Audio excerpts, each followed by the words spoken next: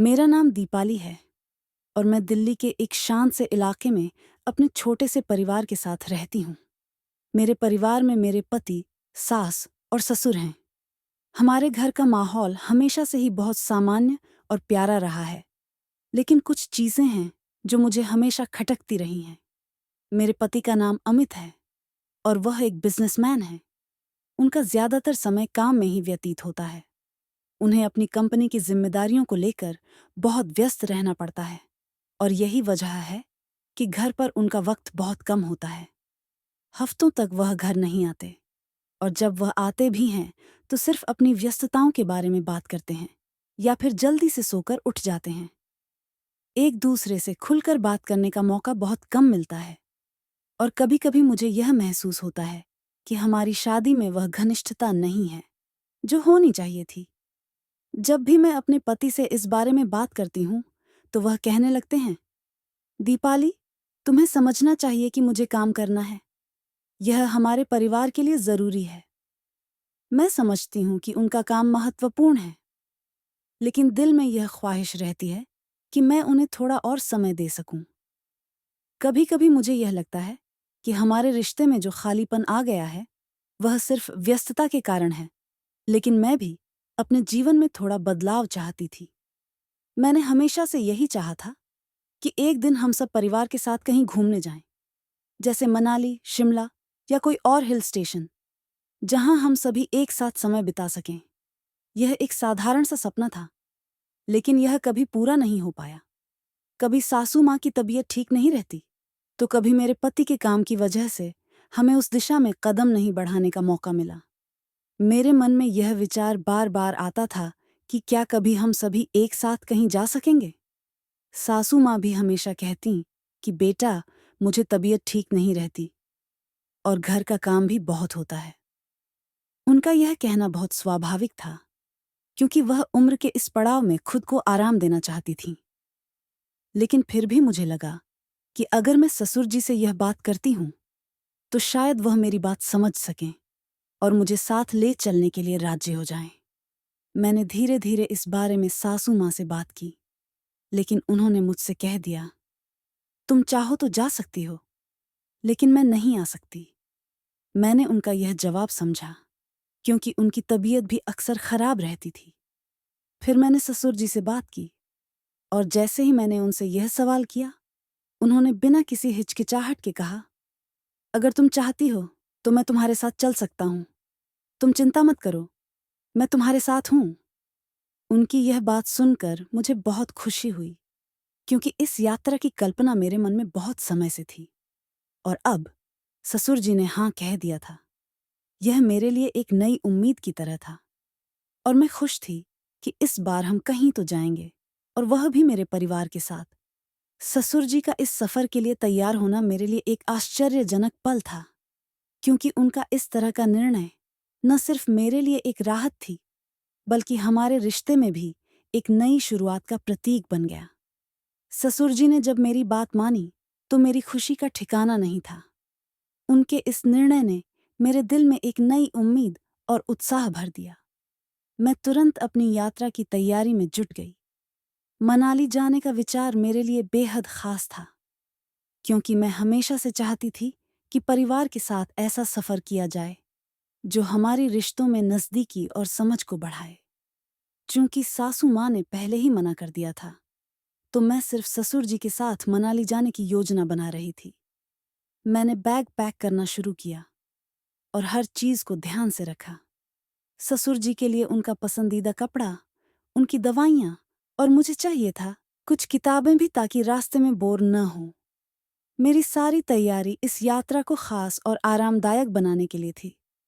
मैंने होटल की बुकिंग की, रास्ते में खाने पीने का ध्यान रखा और इस पूरे सफर को एक खुशहाल और अविस्मरणीय अनुभव बनाने की योजना बनाई। जब मैंने ससुर जी से पूछा कि क्या वह अपनी यात्रा के लिए तैयार हैं, तो उन्होंने मुस्कुराते हुए कहा, दीपाली, मैं तो हमेशा तैयार हूँ। यह सुनकर मुझे और भी खुशी हुई, क्योंकि मैं जानती थी कि यह सफर सिर्फ यात्रा नहीं, बल्कि हमारे रिश्ते में एक नई शुरुआत का प्रतीक होने वाला था। अगले ही दिन सुबह सुबह हम दोनों ने मनाली जाने के लिए अपनी कार में बैठने का फैसला किया। हालांकि यह यात्रा एक तरह से छोटा सा ट्रिप था, लेकिन मेरे लिए यह बहुत बड़ा कदम था। हमने रास्ते में कुछ अच्छे संगीत का चयन किया और मनाली के रास्ते पर निकल पड़े। रास्ते में हम बहुत सारी बातें करते गए, जैसे हम कभी नहीं करते थे। ससुर जी से यह सुनकर बहुत अच्छा लगा कि वह अपनी जिंदगी में इतने अनुभवों से भरे हुए हैं और इतने खुले विचारों वाले इंसान हैं।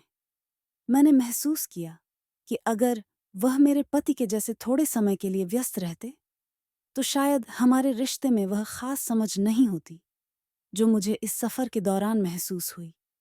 मनाली के रास्ते में हम दोनों ने बहुत सारी बातें की, जिसमें परिवार, रिश्ते, जीवन के उतार चढ़ाव और छोटी छोटी खुशियों की बातें थीं। यह सफर केवल एक भौतिक यात्रा नहीं था, बल्कि एक मानसिक और भावनात्मक यात्रा थी। ससुर जी के साथ बिताए गए ये पल मेरे लिए बहुत खास बन गए थे। जब हम मनाली पहुंचे तो सब कुछ इतना खूबसूरत था कि मैं शब्दों में नहीं व्यक्त कर सकती। ठंडी हवा, हरे भरे पहाड़ और शांति का माहौल, सब कुछ बिल्कुल वैसा था जैसा मैंने हमेशा से अपनी कल्पनाओं में सोचा था। हम होटल पहुंचे, जहां हमें एक खूबसूरत सा कमरा मिला। ससुर जी ने बहुत आराम से बैठते हुए कहा, देखो दीपाली, यह जगह कितनी सुंदर है, बिल्कुल वैसी जैसी तुम्हारे मन में थी। मुझे लगा जैसे इस सफर का हर पल हमारे रिश्ते को मजबूत बना रहा था। हम दोनों ने होटल में थोड़ी देर आराम किया और फिर बाहर घूमने निकल पड़े। मनाली की गलियों में चलते हुए हमें लगा जैसे हम दोनों एक दूसरे को और भी अच्छे से समझ पा रहे हैं। ये सफर न सिर्फ हमारी रिश्तेदारी को नई दिशा दे रहा था, बल्कि हम दोनों के बीच एक नए जुड़ाव की शुरुआत भी हो रही थी। मनाली की ठंडी हवा और खूबसूरत नज़ारों के बीच हमारे रिश्ते में कुछ खास होने लगा था। ससुर जी और मैं जैसे बिल्कुल नए रूप में एक दूसरे को समझने लगे थे। कभी भी हमारे बीच इस तरह की बातचीत नहीं हुई थी जैसे अब हो रही थी। वह मुझसे बहुत सारी बातों को साझा कर रहे थे जो मैंने पहले कभी नहीं सुनी थीं। उनकी बातें मेरे लिए न केवल रोचक थीं, बल्कि वे मुझे यह भी महसूस करा रही थीं कि उम्र और समय के साथ रिश्तों का मतलब बदलता है। एक शाम हम दोनों मनाली की मुख्य सड़क पर टहलने निकले। शांति से चलते हुए ससुर जी ने मुझसे पूछा, दीपाली, तुमने कभी अपने दिल की बात किसी से नहीं की? मैं थोड़ी चौंकी, क्योंकि यह सवाल बहुत गहरा था। मैंने धीरे से कहा, नहीं ससुर जी, अक्सर मुझे लगता था कि मैं सब कुछ खुद ही संभाल सकती हूँ। ससुर जी ने मुझे एक हल्की सी मुस्कान दी और कहा, ऐसा मत सोचो बेटा, कभी कभी हमें अपनी भावनाओं को खुलकर शेयर करना चाहिए। यह हमें मजबूत बनाता है। उनकी ये बात मुझे गहरे तक छू गई। उस दिन के बाद से मैं अपने मन की बातों को उनके साथ साझा करने लगी। हम दोनों एक दूसरे से अपने विचार, खुशियां और दुख साझा करते रहे। उनके अनुभवों ने मुझे जीवन के प्रति एक नया दृष्टिकोण दिया। ससुर जी के साथ इन पलों ने मुझे महसूस कराया कि रिश्ते सिर्फ खून के नहीं होते, बल्कि वे समय, समझ और साथ बिताए गए पलों से बनते हैं। हमारी बातचीत में और भी खुलापन आया और मुझे महसूस हुआ कि यह सफर सिर्फ मनाली तक सीमित नहीं था। यह एक नई शुरुआत थी। हम जब होटल लौटे तो ससुर जी ने मुझसे कहा, दीपाली, तुम्हारी मुस्कान में कुछ खास है। तुम अब पूरी तरह से बदल गई हो, तुम पहले जैसी नहीं रही। मैंने भी मुस्कुराते हुए कहा, ससुर जी, यह सब आपके साथ बिताए गए समय का असर है। हमारे रिश्ते में यह बदलाव मुझे काफी सुखद लगा। पहले जब मैं ससुर जी से मिलती थी तो यह सिर्फ एक औपचारिकता जैसी बात होती थी, लेकिन अब हमने अपनी बातचीत में गहरी समझ बनाई थी। यह सफर हमें और करीब लाया था, और यह सिर्फ मेरे लिए नहीं, बल्कि ससुर जी के लिए भी एक अलग अनुभव था। वह दिन बहुत खास था। हम दोनों ने मनाली के प्रमुख दर्शनीय स्थल देखे, जैसे भृगु झील और रोहतांग पास। हर जगह की सुंदरता ने हमारे बीच की बारीकियों को और भी शानदार बना दिया। सासू माँ के बारे में भी हम बात करते रहे, और ससुर जी ने यह सुनिश्चित किया कि मैं उनका ख्याल रखने में कोई कमी न छोड़ूं। उनकी यह समझदारी और सहायक दृष्टिकोण मुझे यह महसूस कराता था कि असली रिश्ते वही हैं जो समझ और विश्वास पर आधारित होते हैं। इस यात्रा ने हमें केवल एक साथ घूमने का मौका नहीं दिया, बल्कि हम दोनों के बीच गहरे जुड़ाव की शुरुआत की। एक परिवार में रिश्ते केवल रक्त से नहीं बनते, बल्कि यह समझ, समय और भावनाओं से बनते हैं। ससुर जी के साथ बिताए गए यह पल मेरे लिए हमेशा यादगार रहेंगे। मनाली में बिताए गए उन अद्भुत दिनों के बाद हम दोनों को एक नया एहसास हुआ।